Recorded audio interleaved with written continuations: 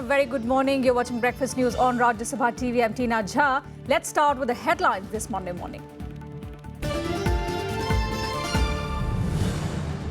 Polling underway to elect representatives to assemblies in Kerala, Tamil Nadu and Puducherry. Results to be out on the 19th of May. Election Commission defers elections in Thanjavur and Aravakurichi in Tamil Nadu due to large-scale distribution of money.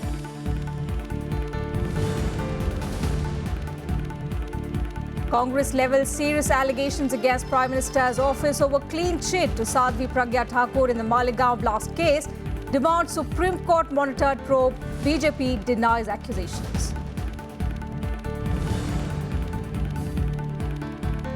Significant move by Harish Rawat government. State cabinet asked CBI to drop probe into sting video purportedly featuring him.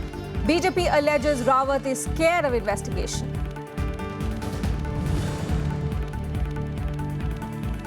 Met Department predicts delayed monsoon rains expected to hit Kerala coast now on the 7th of June.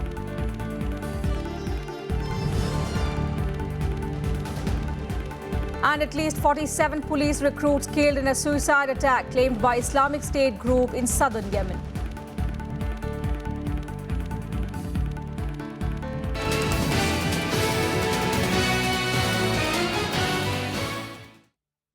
Well, it is the big voting day today in Tamil Nadu, Kerala and Puducherry. Our reporters are stationed across the two states and the Union Territory, and they will be getting us the ground report and perspectives on who stands to gain in all these states.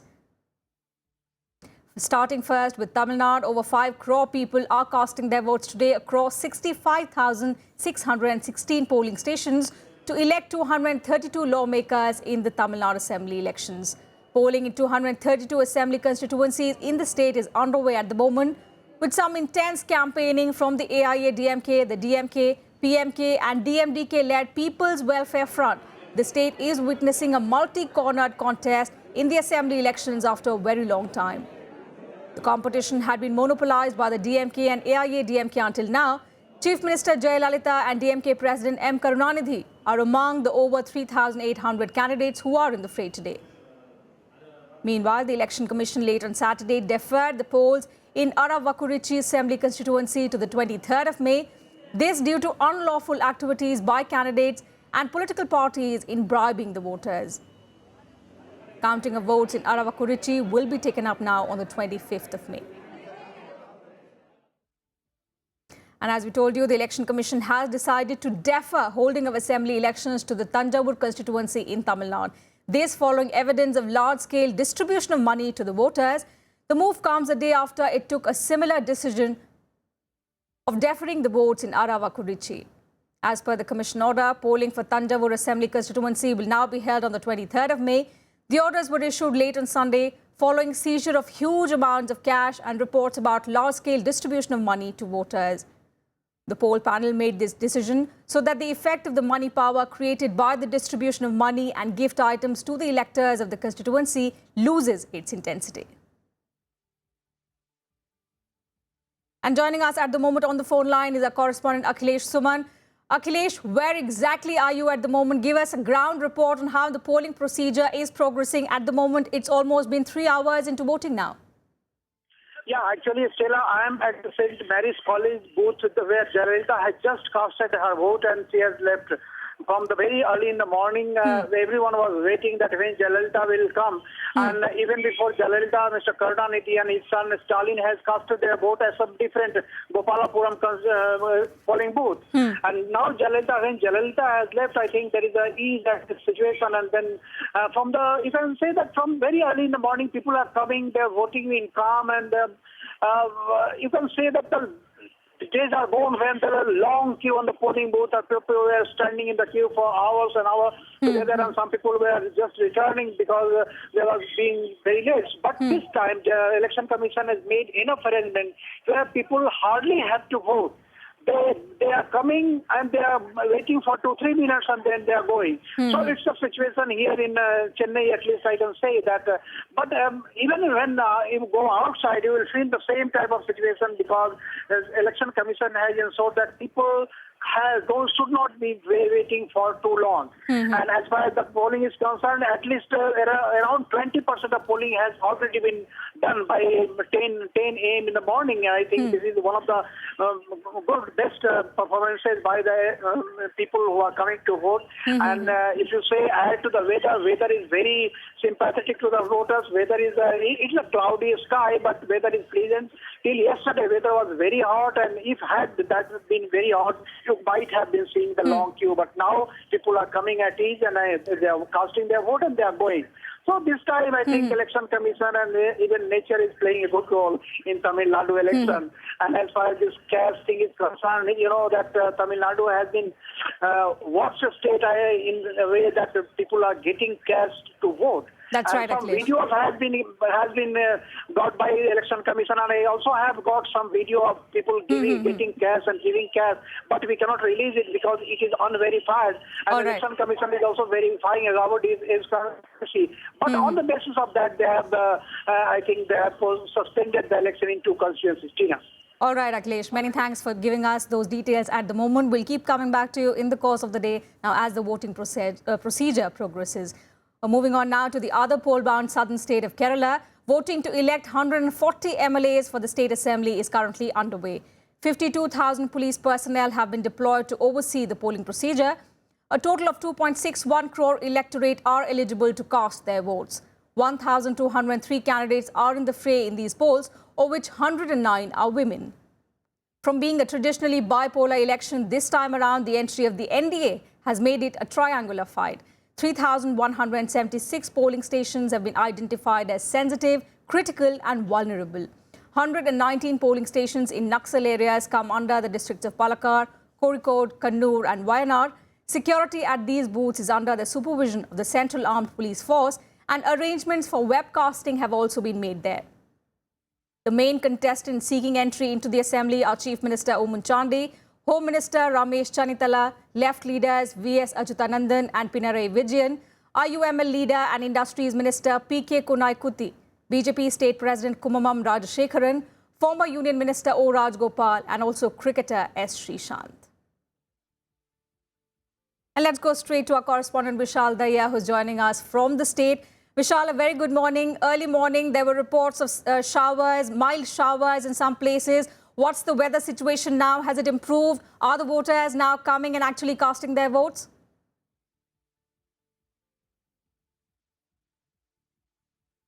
Well, yes, indeed, the weather has taken a turn. In fact, since last half an hour, the sun is shining, and this is something which should come out as a good news for the voters and for the political parties and their candidates as well, because of the simple fact that in the first 2 hours when it was raining, although there were arrangements which were made by the Election Commission to ensure that the voters do not face that much difficulty in coming out and casting their vote, being there on the polling booths.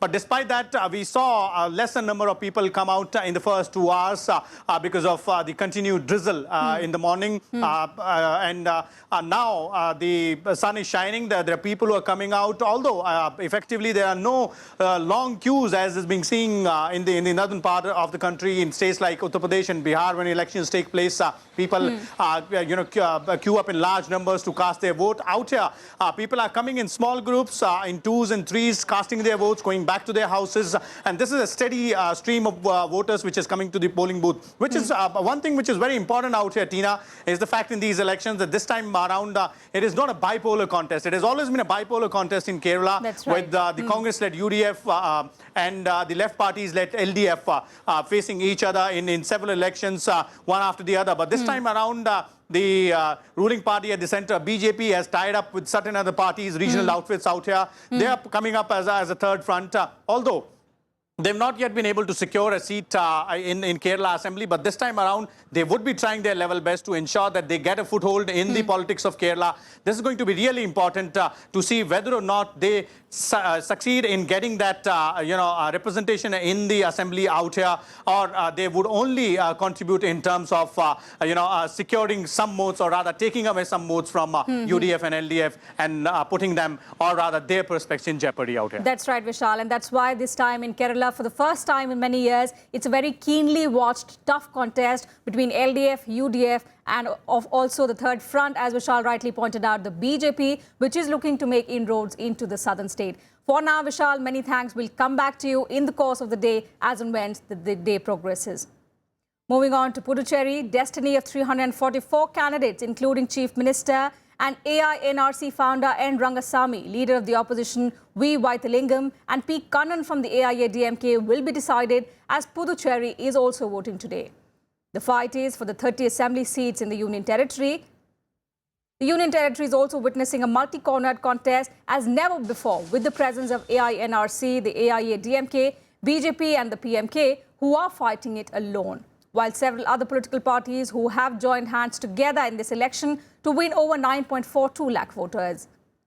Congress President Sonia Gandhi, BJP Chief Amit Shah, CPI General Secretary Sudhakar Reddy, AIADMK Supremo and Tamil Nadu Chief Minister J. Jayalalitha, and also DMK Patriarch M. Karunanidhi were among those who addressed the voters pitching for their parties.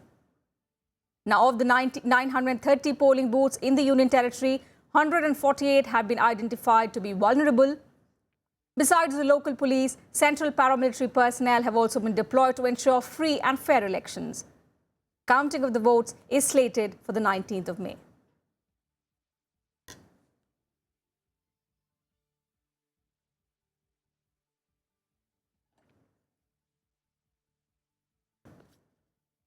And let's go across to our correspondent Ravindra Sharan, who is joining us live from that Union Territory. Ravindra, a very good morning. 3 hours into voting, what's the voting procedure like? What's the voter turnout, considering the Union Territory always sees a very high voter turnout?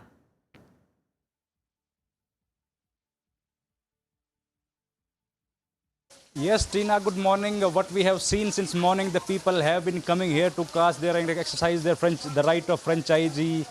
But since last 2 hours, what we have seen right now, I will request the camera person to capture some of the images of the heavy rainfall which has been pouring in right now in Pondicherry.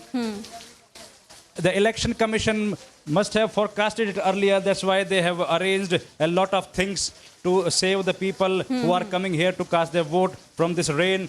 A special arrangement has been done. We have been standing right down here under this tent, which is also now coming water out of it. And a special arrangement has been done here beside this for the voters who are coming to exercise their right of franchisee. Red carpet has been rolled down for them to welcome and to treat them like as a special guest today. Balloons has been also tied down. They have been welcomed here in their traditional way by the female polling officers. Also special arrangement has been done for the people who are wheelchair bound and visually impaired. Besides this, if we talk of the election, the main important points which are going to decide the fate of this election is mainly focused on couple of things. This Pondicherry state, Union Territory, has been captured. Most of the population is dependent upon the fishermen. Also, the important issue which emerged in this election, I think this is all because of the effect of Kerala and Tamil Nadu, that prohibition has also one of the main issues. The main political parties in Tamil Nadu, AINRC and the Congress party has called the prohibition in Pondicherry as quixotic and impractical. But the female voters here they are interested to bring the prohibition in any form at least. So now it will be a very deciding factor which way the female voters will cast their vote. Though they are silent, not speaking a lot, but their presence in the voting machine will be very important. Besides this, the Pondicherry has been traditionally a very good voter turnout constituency. We have seen in the last election more than 86% of the votes has been casted by the people of Pondicherry.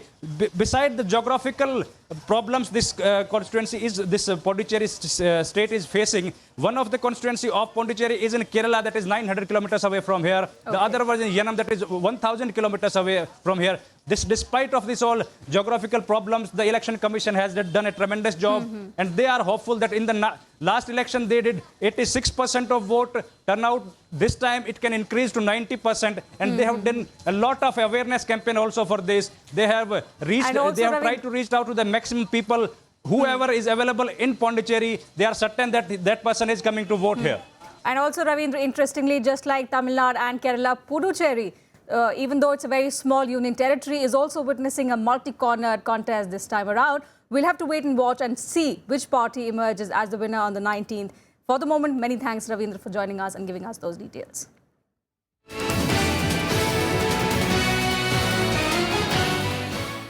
Moving on, by-polls are also being held for 1 Lok Sabha constituency and 6 assembly seats today. The 1 Lok Sabha seat is in Tura in Meghalaya after the death of P.A. Sangma. Remember, the seat fell vacant. Meghalaya Chief Minister Mukul Sangma's wife, Dikanshi D. Shira, is contesting on a Congress ticket from Tura. The assembly by-polls are 2 each in Uttar Pradesh and Jharkhand, 1 each in Gujarat and Telangana. In UP, the by-polls are to the 2 assembly seats of Billari and Jangipur. In Jharkhand, the by-polls are being held in Godda and Panki. The counting of these votes will also take place on the 19th of May. And with that, time for a very short break here on Breakfast News. Lots more coming up on the other side.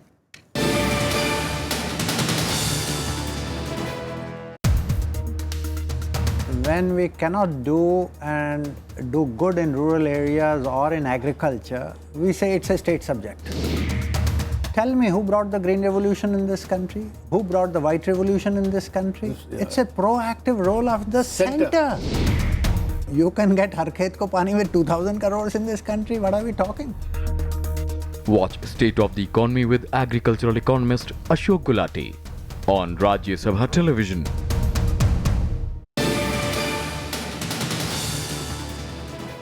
Thanks for staying with us on Breakfast News. Shifting focus to some other national news now. Just days after the NIA gave a clean chit to Sadhvi Pragya Thakur and 5 others in the 2008 MALEGAON case, the Congress party has levelled serious allegations against the Modi government. The party alleges that the Prime Minister's office interfered with the investigation and also diluted charges against one of the accused, Lieutenant Colonel Purohit. The BJP has, of course, categorically denied the accusations made by the Congress party, hitting back, saying the UPA government unnecessarily dragged on the case for years. Another face-off between the BJP and opposition Congress. This time over the 2008 MALEGAON blast case. The Congress has alleged direct interference by the Prime Minister's office in the investigation process, questioning the sudden reversal of NIA's stand in the case. It comes in the wake of the terror probe agency giving a clean chit to 6 accused, including Sadhvi Pragya Thakur. The party has now demanded a Supreme Court monitored probe in the case. इस case से संबंधित तमाम कागजात, जांच से संबंधित confessional statements, इकबालिया बयान, chargesheet और जितनी कॉरेस्पॉन्डेंस है, खतो खिताबत है सरकार के बीच में, एनआईए और अटॉर्नी जनरल के बीच में, एनआईए और होम मिनिस्ट्री के बीच में, और होम मिनिस्ट्री, होम सेक्रेटरी और पीएमओ के बीच में, एनएसए के बीच में, सर्वोच्च न्यायालय तमाम फाइल, तमाम नोटिंग्स, तमाम कागजात अपने कब्जे में ले. Stepping up the offensive against the government, the Congress leader said it's very likely now that the Samjhauta Express blast case could also go the same way. He even went on to say that the NIA, formed to probe terror cases in the country, has now been reduced to Namo investigation agency. Another Congress leader and former MOS Home RPN Singh claimed that Colonel P.S. Purohit, an accused in the case, had allegedly written a letter to National Security Advisor Ajit Doval on the 6th of January that reached the Home Ministry on the 8th, and on the 9th of January, the Home Ministry started working on it, further questioning the speedy movement by the government on an alleged terrorist letter. मैं जानना चाहूंगा और देश जानना चाहेंगे कि NSA कितने ऐसे आतंकियों के पत्र पाते हैं और कितने ऐसी चिट्ठियों को उन्होंने फॉरवर्ड किए गृह मंत्रालय को कि उस पर कार्रवाई करने के लिए. ये एक बहुत बड़ा सवाल है. क्या ये सरकार, क्या ये एनएसए इसलिए बनाए जाते हैं कि जो आतंक फैलाने वाले लोग हैं उन पर कार्रवाई करने का काम एनएसए को है? Other parties also raised questions on the sudden U-turn by the NIA. I must tell you that it is not just Anand Sharma, the whole country is discussing this. We are all shocked. Legal circle, all eminent lawyers have also expressed their shock and surprise that how can suddenly NIA goes to the court, says drop MCOCA, then so that all confession goes away, then they have to be accused to be protected by the prosecution.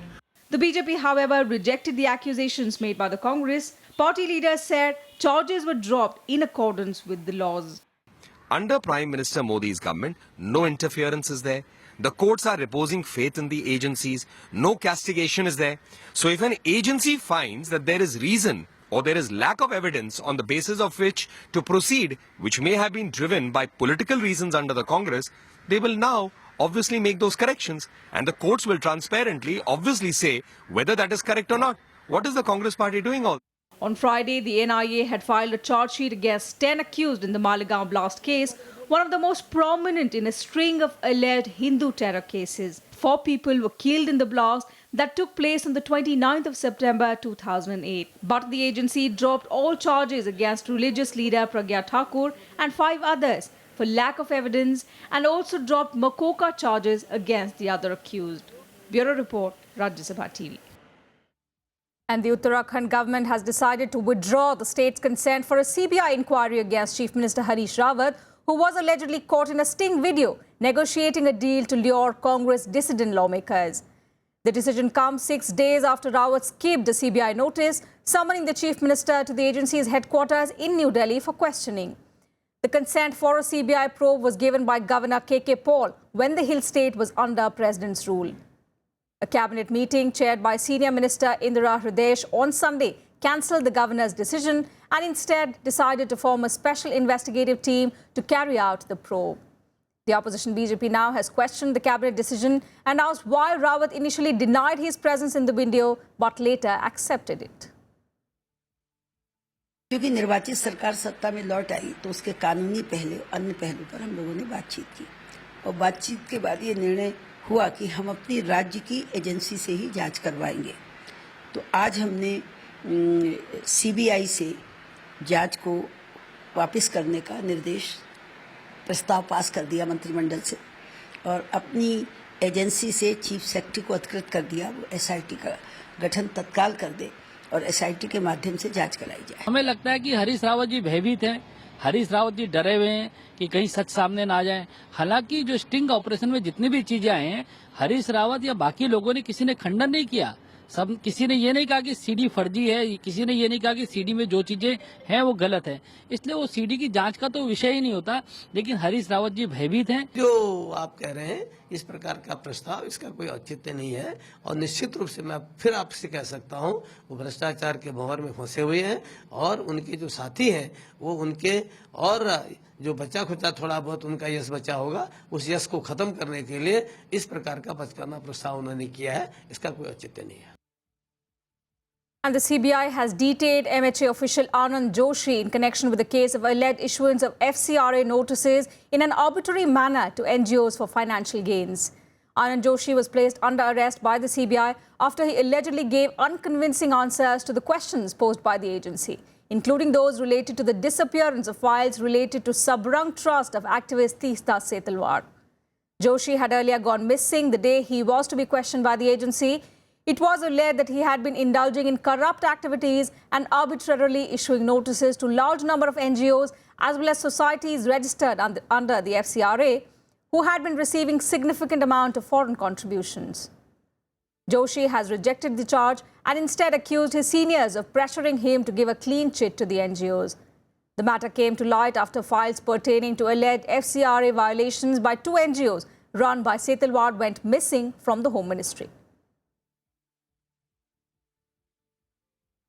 And news now from the weather front. The Met Department has predicted a delay of a week in monsoon this year over Kerala, with now rains expected by the 7th of June. Though the Met Department has said that monsoon will be above normal this year, there are indications that it may not be good enough to mitigate the effects of the nation's worst droughts since independence. बहुत ही गर्म वातावरण है अभी और जल्द से जल्द monsoon जल्दी आ जाए, बस उसकी दुआ कर रहे हैं अभी. The wait may be a little longer, as most parts of the country reel under extreme heat with temperatures crossing 40 degrees Celsius at several places.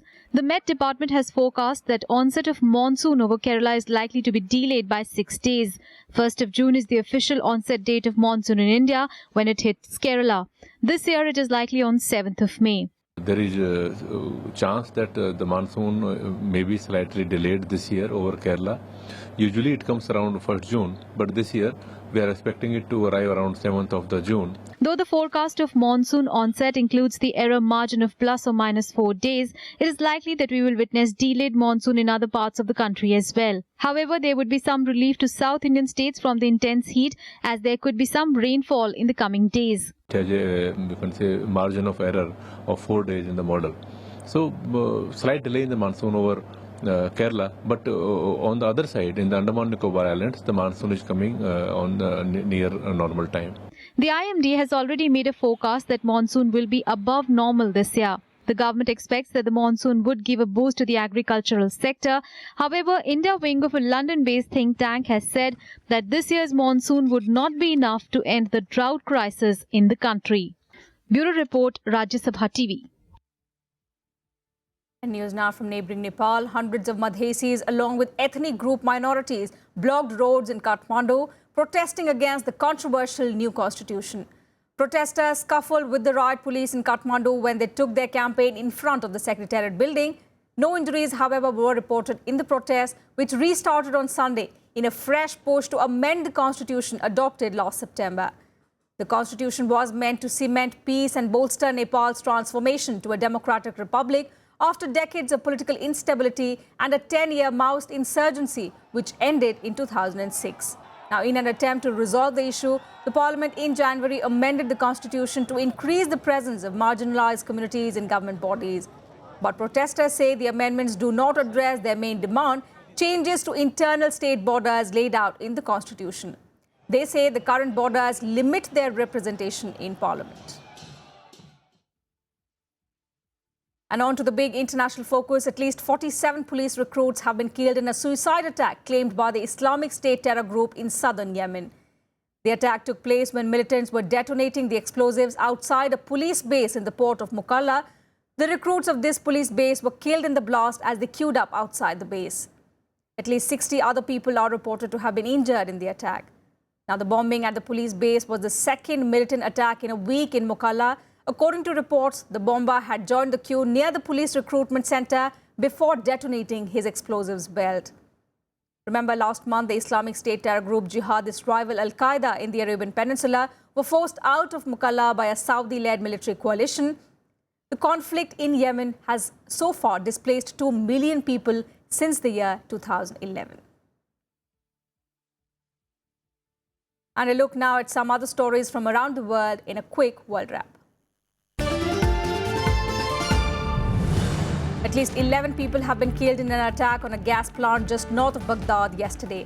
The Iraq government says a group of Islamic State fighters stormed the Taji plant, blowing themselves up at one of the facilities. 3 gas storage containers were set alight before security forces could bring the situation under control.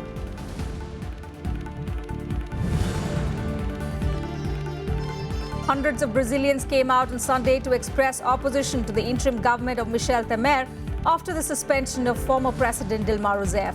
Rousseff, after 5 months of impeachment proceedings, now faces a Senate trial over irregularities in her government's budget. The trial could take up to 180 days and is expected to lead to her definitive ouster.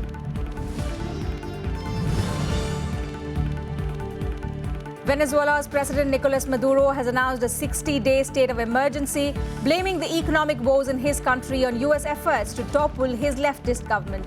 Earlier this week, the government extended a 2-day working week to deal with the energy crisis. The opposition is calling now for Maduro to step down as the country faces food and medical shortages, frequent power cuts, looting, as well as crippling inflation. Ukraine's Jamala has won this year's Eurovision Song Contest held in Stockholm, Sweden. The country scored 534 points with its song 1944 about the deportation of Crimean Tatars under Joseph Stalin. Jamala is the first Crimean Tatar to perform at the contest, and her song caused controversy because of alleged political overtones. The song has angered Russia, which annexed Crimea from Ukraine in 2014.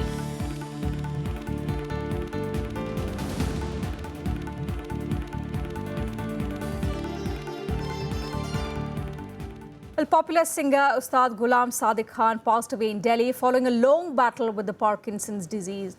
Ustad Sadiq Khan belonged to the Rampur Sahaswan Gharana, and he began his career in the world of music at the tender age of 9. He has travelled through India and in various countries to perform. His father, Ustad Ghulam Jafar Khan, was a very popular sarangi player. He graduated in music from the Delhi University. He was also awarded the Padma Shri for his unmatched contribution to the world of music in 2005.